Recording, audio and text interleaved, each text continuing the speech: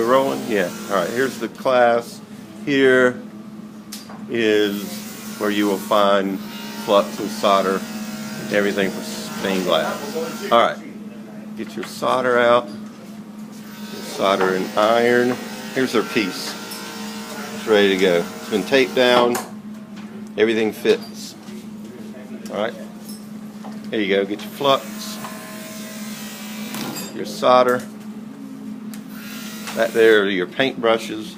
Wipe that off because it's got some paint thinner on it. Go ahead and plug in your soldering iron and plug in your fume trap over here. Get everything close to where you're going to work. And after everything, while that's heating up, you're going to start fluxing all of the copper foil. And we'll come back to that.